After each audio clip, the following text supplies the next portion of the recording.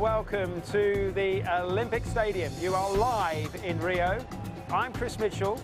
This is Sport Today, and here is what's to come. It's Bolt, Chapter 2. He goes in the final of the 200 metres in just a few hours' time. There's a full start and great drama in the 400 metres, but Kieran Clement takes the title. And it's a British 1-2 for the Brownlee brothers in the men's triathlon.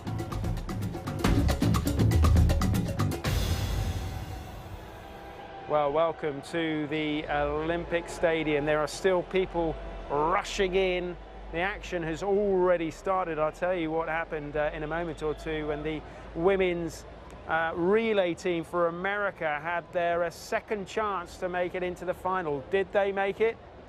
Yes, they did. I'll give you the details in just a while. But many of these people are here for one reason and one reason only, and that is to see Usain Bolt in action. He goes in the 200 metres final. You don't need me to tell you that he won the 100 a few days ago. Now he goes in the 200. It's his favourite event. It's the event he started as a youth running in at the Junior Games. He rarely gets beat. He has the world record, 19.19, and you have to think of the 7 competitors running against him. Are there any that can deny him his second gold of the Games? Of course, he's going for this triple treble. He did all this in Beijing, he's done it in London, and he wants to replicate it here in Rio. So will he win tonight? Well, the bookmakers say he will. Can anyone stop him? It's a question I put to our athletics commentator, Ed Harry. People might look down their start list tonight and say, well, LaShawn Merritt, the 400 metre specialist, has run quicker over 200 metres this season than Usain Bolt. That's because Usain Bolt only ran 200 metres at the London Anniversary Games, which he won to prove his fitness. Then he came here and started running through the rounds. Alonso Edward finished in the silver medal position behind Bolt in the world record race 7 years ago at the World Championships and finished 4th at the Worlds last year. Andre de Grasse won the bronze medal in the 100 metres here, the Canadian, and sort of followed Bolt over the line last night in their semi, laughing and joking.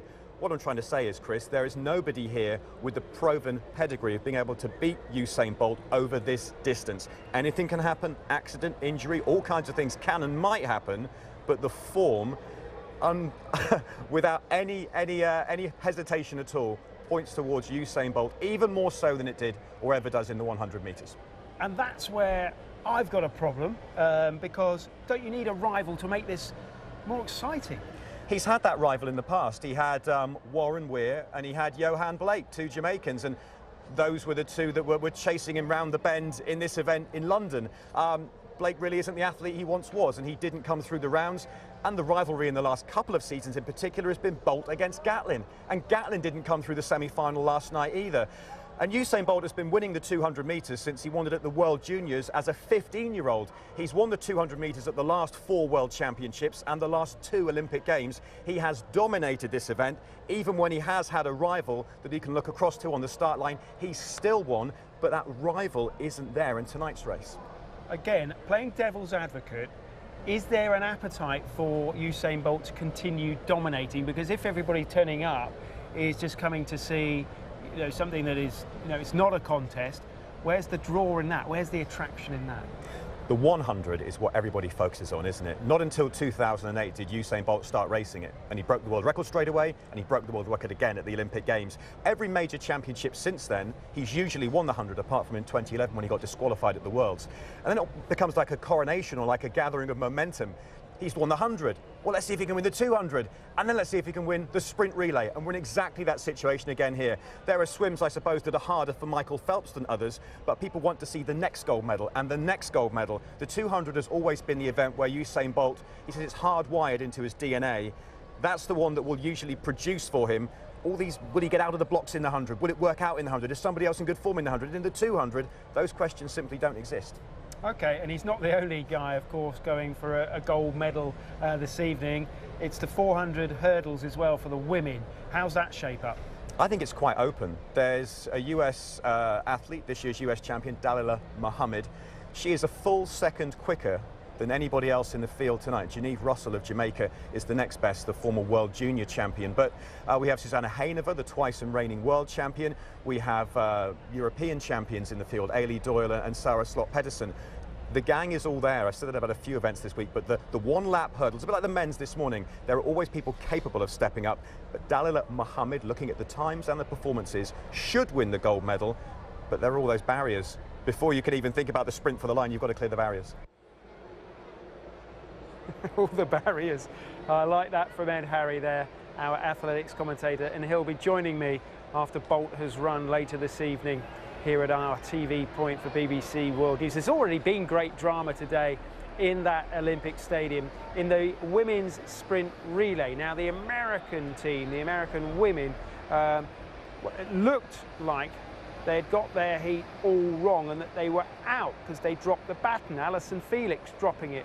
My goodness me, what was going on? But on second looking and looking at the replays, it was actually the Brazilian team that knocked it out of her hand. The Brazilians were disqualified, the American team appealed, and here in the stadium this evening, they were allowed a runoff, a solo runoff. Could they beat the time that was set by the 8th fastest qualifier, China in this instance, and get themselves through? So they were given a second chance to qualify, if you like. Well, they did it about an hour ago. They ran around the track on their own and they got the fastest qualifying time. So they go from being out to being in and the fastest qualifiers. There's also drama in the 400 metres hurdles for men, as Colin Harrison reports. There was a false start in the men's 400 metres hurdles final and the much-fancied Puerto Rican Javier Coulson was disqualified. He left the track in tears and the restarted race was won by the American Karen Clement. Twice a world champion, he now has an individual Olympic title to his name to go with a relay gold from Beijing. There was a frantic finish in the canoe sprint competition where the Ukrainian Yuri Cheban edged out Valentin Daumenenko of Azerbaijan to retain his title. In lunging for the line, he capsized on the other side of it after setting a new Olympic record. The second badminton title in Rio went to Japan as Masaki Matsutomo and Ayaka Takahashi came from behind to claim the women's doubles title. They reeled off 5 points in a row in the decider to deny Denmark a second gold of the Games. And there was a 1-2 for Great Britain's Brownlee brothers as they swam, cycled and ran their way to success in the men's triathlon. Alistair took gold to retain the title that he won in 2012, while Johnny upgraded his bronze from London to silver in Rio. Colin Harrison, BBC News.